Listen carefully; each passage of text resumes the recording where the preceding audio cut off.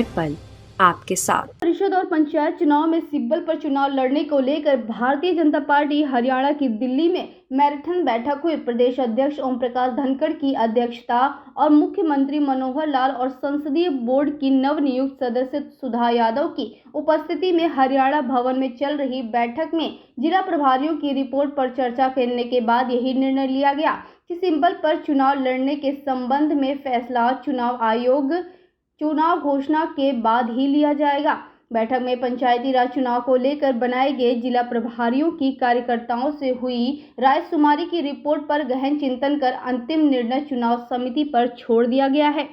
बिल्कुल नीचे की इकाइयों तक से बात करके आए हैं और जो जिला परिषद के चुनाव हैं वहाँ तक इंचार्ज तय कर रहे हैं और उस नाते से मिक्स किस्म का फीडबैक है। अलग अलग एरिया वाइज भी कुछ अंतर है, अलग अलग नीचे के नेताओं की राय मशवरे के हिसाब से भी अंतर है। सब तरह का जो है फीडबैक आया है। नेक्स्ट टाइम मैं कह सकता हूँ उसको, तो उस नाते से जो वो सारा का सारा हम जो है जब चुनाव समिति होगी उसके विषय में रखा जाएगा और अंतिम फैसला चुनाव समिति करेगी। ये निर्णय भी, इस पर भी लोगों ने राय दी है और इस पर भी निर्णय जो है वो इलेक्शन कमेटी ही करती है। ये बैठक जो ही चुनाव डिक्लेयर हो जाएगा, हम वेट कर रहे हैं। सरकार जो चुनाव आयोग है जिस दिन भी चुनाव डिक्लेयर करेगा तो उसके विदिन 2 डेज 3 डेज जो है बैठक आहूत करेंगे। सबकी राय ले ली गई, सबकी राय ले ली गई है, नीचे तक के कार्यकर्ताओं की राय आ गई है। तो उस बैठक में ये विषय रखा जाएगा कि वे जिलानुसार जो प्रभारी गए हैं वो उन्होंने जो राय दी है वो इस प्रकार की राय है। तो उससे वो थोड़ी हाई पावर मीटिंग होती है इलेक्शन कमेटी की, तो इसमें सब सीनियर लीडर होते हैं पार्टी के, तो उसमें इस पर अंतिम फैसला होगा। गठबंधन पर भी अंतिम बात हम इलेक्शन कमेटी में ही करते हैं। आज की बैठक एक स्पेसिफिक बैठक थी। आपके ध्यान में है कि हमने पंचायती राज चुनाव की दृष्टि से पार्टी के 22 वरिष्ठ नेताओं की ड्यूटियां लगाई थी और उनको नीचे जिले में जाकर जिले के सीनियर नेताओं से, जिले के पदाधिकारियों से, मंडल अध्यक्षों से और कार्यकर्ताओं से चर्चा करते हुए, राय मशवरा करते हुए चुनाव की तैयारी के क्या विषय चल रहे हैं, नीचे लड़ने के इच्छुक लोग कौन हैं, इन सारे बातों पर चर्चा करके आने का निवेदन किया था। आज मुख्यमंत्री जी ने और मैंने स्वयं सभी 22 के 22, उसमें रणवीर गंगवा जी वो बाहर गए हुए थे तो उनकी जगह रविंदर बलियाला जी को बीच में ड्यूटी दे दी थी। तो 22 के 22 जिलों की रिपोर्ट ली है और जो रिपोर्ट नीचे से आई है उसको सबने सामूहिक रूप से समझा है। उसके बाद भी पूरे हाउस में इस विषय को लेकर चर्चाएं हुई और एक मैं कहूँगा कि अच्छा फीडबैक जो है वो पार्टी के प्रदेश के नेताओं के पास हो गया है पंचायती राज चुनाव की दृष्टि से। इस विषय पर कि चुनाव सिंबल पर लड़ना या बिना सिंबल के लड़ना, ये विषय करने का अधिकार हमारी इलेक्शन कमेटी, एक वैधानिक बॉडी है, उसके पास होता है। इलेक्शन डिक्लेयर होने के 1-2 दिन बाद ही वो बैठती है। जो ही इलेक्शन डिक्लेयर होंगे हमारी इलेक्शन कमेटी बैठेगी, उस समय इस विषय पर निर्णय करेगी। फतेहाबाद में भट्टू रोड पर आवासीय कॉलोनी और महिला कॉलेज के समीप खोले गए शराब के ठेके को हटाने की मांग को लेकर चल रहा धरना 15वें दिन में प्रवेश कर गया है। इस मांग को लेकर क्षेत्र के लोगों ने 2 दिन पहले सोमवार को उपायुक्त महोदय से भी मिले थे। उपायुक्त ने इस बारे में संज्ञान लिया और इस शराब के ठेकों को शिफ्ट करने के बारे में आदेश जारी कर दिया, लेकिन 2 दिन बीतने के बावजूद भी अधिकारी शराब ठेका हटाने के लिए मौके पर नहीं पहुंचे। इस पर वहां धरने पर बैठी महिलाओं ने आज जमकर नारेबाजी की और सांकेतिक थाली बजाते हुए रोष व्यक्त किया और प्रशासन को चेताया कि अगर शराब के ठेकों को तुरंत हटाया नहीं गया तो आंदोलन और तेज किया जाएगा।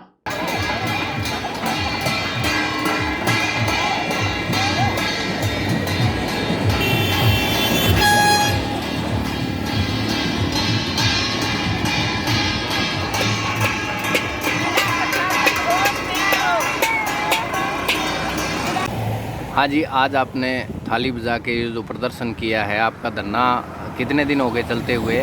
जी आज पूरे 15 दिन हो गए। अच्छा और जी। परसों हम डीसी साहब से मिले थे, तो उन्होंने कहा है अभी आधे घंटे में भेजता हूँ और कहीं और शिफ्ट करने के आदेश दिए थे हमारे सामने। तो जी। अभी तक कोई अधिकारी नहीं आया और आज हमने थाली बजा के प्रशासन को जगाने की कोशिश की है कि हमारी बात सुने और जो कार्रवाई के निर्देश जो डीसी साहब ने दिए हैं तो उन पे कोई अपनी कार्रवाई करें। जी, यानी कि अभी तक आपकी मांग पूरी नहीं हुई? मांग पूरी नहीं हुई है और हम लगातार 15 दिन से अपने धरने पर बैठे हुए हैं। अगर आपकी मांग पूरी नहीं होती तो आगे के क्या प्रयास रहेंगे? आगे हमारा आंदोलन और तेज होगा और जब तक ये अपना ठेका यहाँ से नहीं उठाएंगे तब तक हम यहाँ से नहीं हटेंगे। जी, आपका नाम? प्रोमिला। सोनीपत स्टेडियम में बनाया गया हॉकी एक्स्ट्रो टर्फ मैदान देखरेख के अभाव में दम तोड़ रहा है। 7 साल से ज्यादा समय में देखरेख न होने के कारण एस्ट्रो टर्फ फट गया है। दोनों गोल पोस्ट टूटे हुए हैं। एस्ट्रो टर्फ की सफाई न होने के कारण मैदान पर खिलाड़ियों को हर दिन इंतजार रहता है। पानी लगाने वाली गन काम नहीं करती है। मैदान की देखरेख करने के लिए कोई वाली वारिश नहीं है। सुबह 4 बजे लड़कियां खुद मैदान पर पहुंचकर पानी लगाती हैं, साफ सफाई करती हैं। हॉकी के इस मैदान से 4 लड़कियां ओलंपिक और कॉमनवेल्थ में झंडा गाड़ चुकी हैं।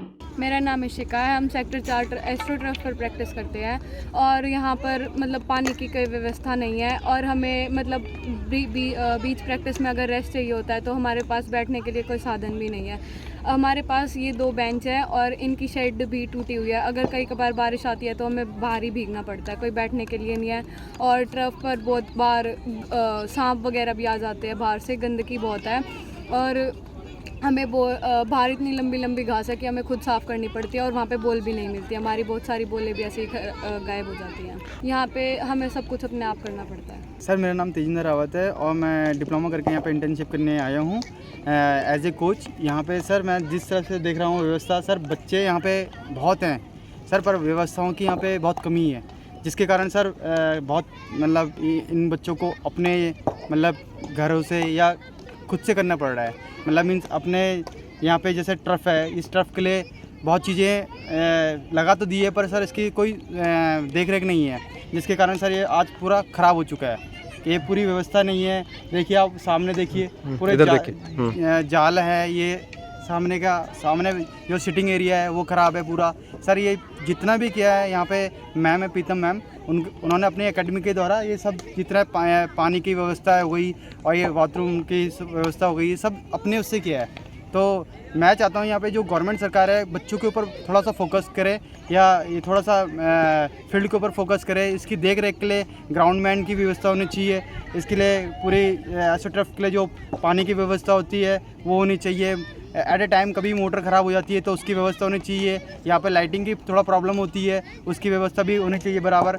और सर यहाँ पे के जो बच्चे मैंने देखे हैं, अभी खेलो इंडिया लीग चल रही है तो उसमें बच्चे इतना अच्छा परफॉर्मेंस दे रहे हैं, उसके बाद भी उनकी कोई सुविधा नहीं है। उनके लिए खाने पीने से लेकर उनके ट्रैवलिंग का हो गया, उनका सर रहने का हो गया, ये सर कोई इशू नहीं है इसमें कि कोई भी खर्चा पानी अगर गवर्नमेंट की तरफ से मिल रहा हो। नहीं देखो, डैमेज जहाँ तक डैमेज की बात है, तो टाइम पीरियड हो गया, बारिश है, आंधी है, उसमें भी ये चीज़ें डैमेज हो जाती हैं तो इनको टाइम पे रिपेयर की तो ज़रूरत होती ही है।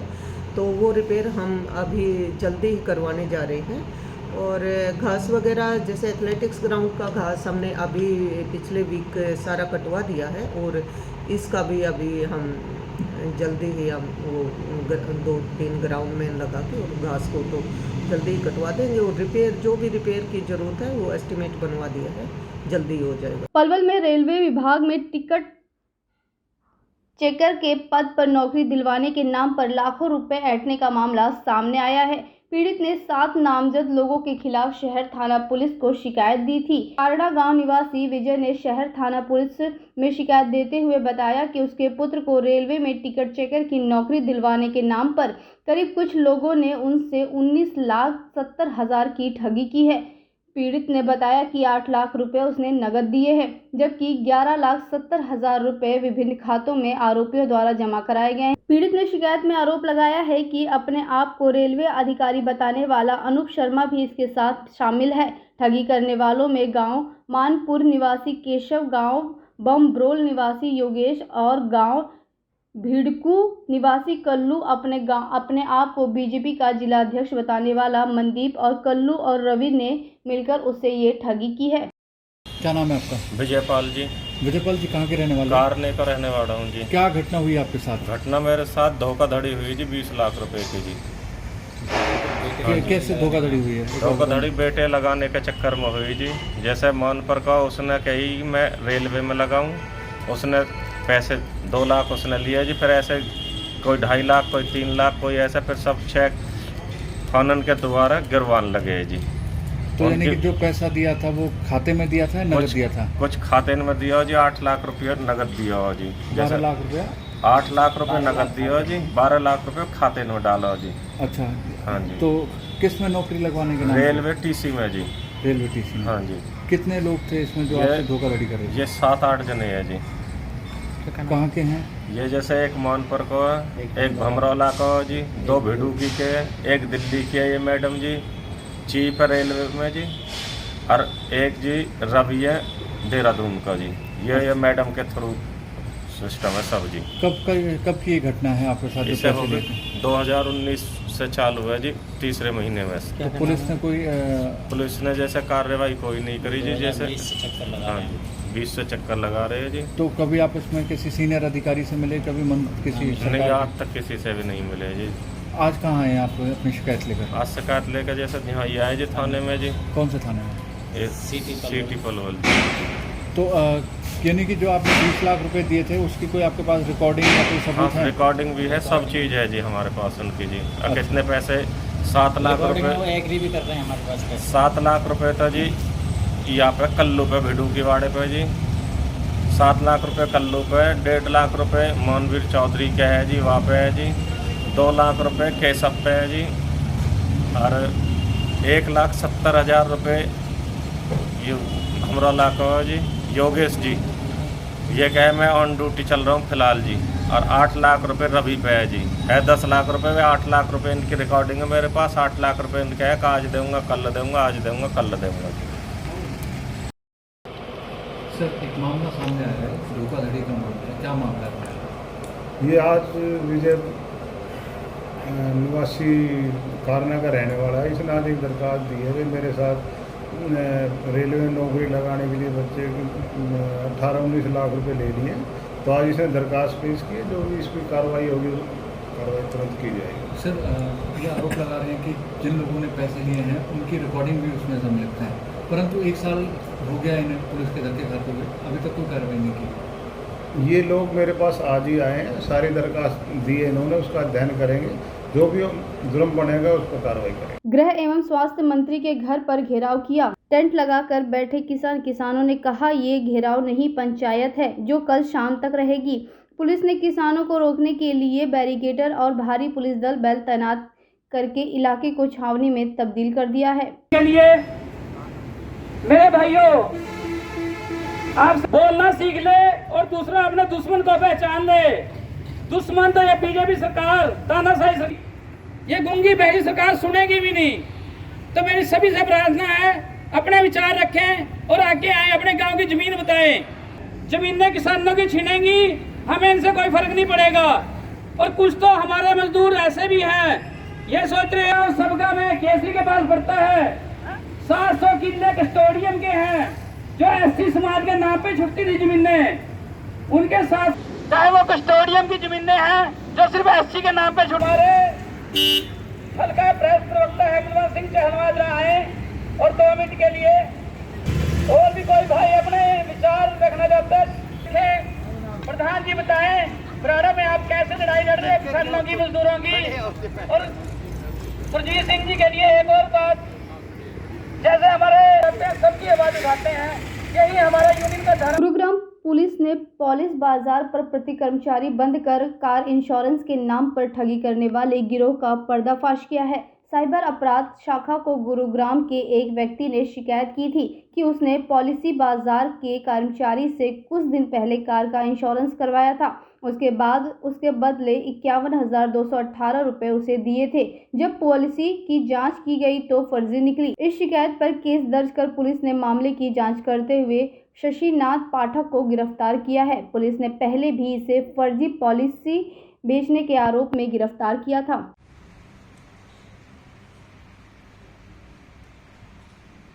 ये पॉलिसी बाजार.com या अन्य इफ्को टोक्यो के नाम से कुछ लोग लगातार कार की पॉलिसी या दूसरी पॉलिसी कराने के लिए लोगों से संपर्क करके और उनसे फर्जी पॉलिसी का झांसा देके उनसे पैसे ठग लेते थे। इस तरह के एक आरोपी को हमने गिरफ्तार करने में कामयाबी हासिल की है।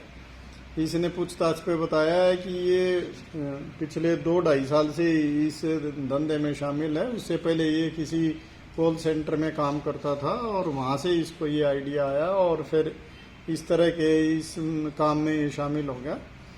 अब जब इससे डिटेल में पूछताछ की गई है और रिकॉर्ड को चेक किया गया है तो इन्होंने लगभग इस एक ग्रुप ने 448 लोगों के साथ इस तरह की ठगी कर रखी है। और जो एक अकाउंट की डिटेल हमने चेक की है उसमें 42,95,365 रुपये का इन्होंने ठगी की है। वो विभिन्न लोगों के साथ देश के विभिन्न कोणों से इन्होंने इस तरह से संपर्क करके और उनको झांसा दे के ये पैसा की ठगी की है। तो इसके संबंध में हम पूरी गहनता से जांच कर रहे हैं। 2 मुकदमे हमारे गुड़गांव में ये हैं एक जैसे, तो उनमें एक में आज इसकी गिरफ्तारी की है, दूसरे में भी इसने डिस्क्लोज किया है, उसमें भी इसके खिलाफ कार्रवाई की जाएगी। बाकी जो देश के विभिन्न कोणों से लोगों के साथ इन्होंने किया है उसके संबंध में हम वहाँ की पुलिस से भी संपर्क कर रहे हैं और उनको भी इसके बारे में जानकारी दी जाएगी।